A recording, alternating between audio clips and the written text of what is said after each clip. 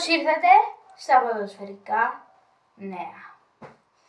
Τα ποδοσφαιρικά νέα έχω καιρό να κάνω. Ναι, ξέρω ότι έχω καιρό να κάνω ποδοσφαιρικά νέα. Αλλά δεν είχαν πολλά νέα. Γιατί θα έβγαινα μόνο 2-3 λεπτά το βίντεο. Γι' αυτό δεν είχα πολλά νέα. 4 λεπτά εντάξει. Δεν είχε πολλά νέα. Τώρα νομίζω έχει πιο πολλά στα ποδοσφαιρικά νέα. Και στα ποδοσφαιρικά νέα είναι ο Κίλιαν Εμπαπέ ότι αγόρασε ομάδα. Ο Κίλιαν Εμπαπέ και έγινε ο μικρότερος πρόεδρος ομάδας. Ο πιο μικρότερος ήταν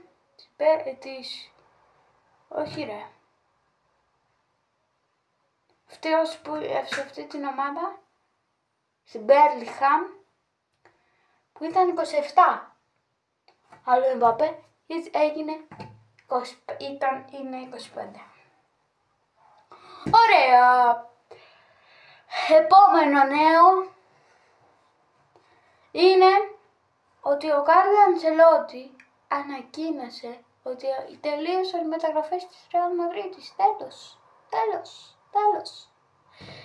Και πάμε στα μεταγραφικά νέα. Τα μεταγραφικά νέα είναι λίγα, αλλά δεν λέμε πιο πολλά. Είναι πολλά τα μεταγραφικά νέα. Επόμενο νέο είναι η μεταγραφή του Διαμπή στην ομάδα της Al Ittihad. Η ομάδα της Al Ittihad αγόρασε τον Διαμπή από την Άστον Βίλα. Ναι. Επόμενο μεταγραφικό νέο, ο Φίλιγκρουντ από την Dortmund στη West Ham. Για 20 κάτι εκατομμύρια πήγε στη West Ham ο Φίλιγκρουντ. Μετά επόμενο μεταγραφικό νέο του Μωράτα. Ο Μωράτα πήγε στη Μίλαν από την Ατλέντικο. Τον είχε κάνει πρόταση η Σαουδική Αραβία, αλλά αυτός δεν δέχτηκε. Είπε ότι θα μείνει στην Ατλέντικο, αλλά τον έκανε πρόταση η Μίλαν και πήγε στη Μίλαν για 8-16 εκατομμύρια. Δεν θυμάμαι καν. Επόμενο νέο είναι ότι... Επόμενο νέο που μπορεί να γίνει είναι μεταγραφή του Κριστιάνο Ρονάλντο στην Bayer Leverkusen. Έτσι λένε οι πιο πολλοί ότι θα πάει στην Bayer Leverkusen. Δεν γίνεται να πάει εκεί γιατί δεν γίνεται με τίποτα. Ο Κορέα στην ΑΕΚ δεν δίνει σημασία. Ο Κορέα δεν θέλει να πάει στην ΑΕΚ μάλλον. Θέλει να πάει σε καλό πρωτάθλημα όπως στην Ιταλία. Η Ίντερ δεν τον θέλει, ούτε αυτός θέλει την ομάδα. Γι' αυτό θέλει να πάει στη Λάτσιο, που το θέλει Λάτσιο. Ωραία. Και μετά να πάει στη Λάτσιο και να τα ξεγράψει όλα από την Ίντερ. Αλλά τον έχει κάνει πρόταση η ΑΕΚ. Επόμενο μεταγραφικό νέο, ο Ντεπάι στην ΑΕΚ. Όχι. Ο Ντεπάι δείχνει πιο Ισπανία, Ιταλία, Αγγλία, δείχνει πιο πολύ εκεί. Πιο πολύ στην Τότεναμ με ενδιαφέρεται. Για τον Ντεπάι.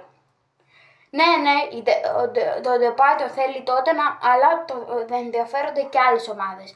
Και η ΑΕΚ δεν μπορεί να τον πάρει και άμα ήθελε. Σέργιο Ράμος στον Παναθηναϊκό, όχι.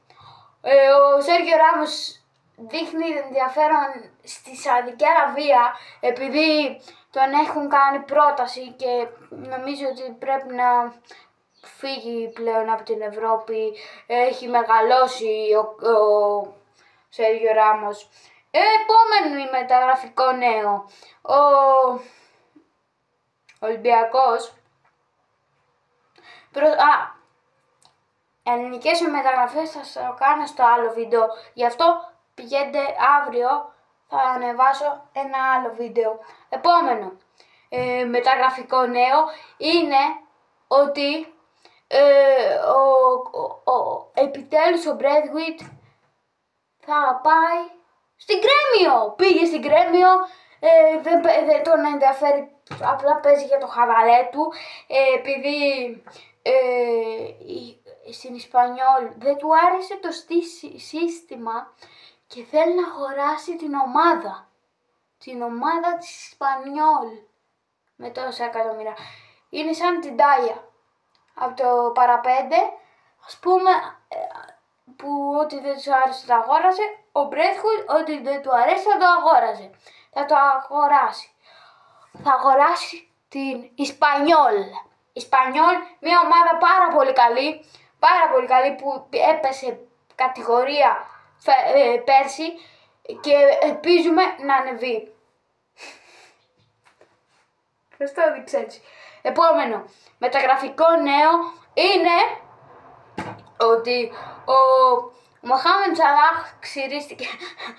Ο Μοχάμεντ Σαλάχ βρίσκει ενδιαφέρον, νομίζω, στη Σαουδική Αραβία. Επειδή ο νέος προπονητής της Λίβερπουλ δεν έχει κάνει καμία μεταγραφή. Καμία. Bye.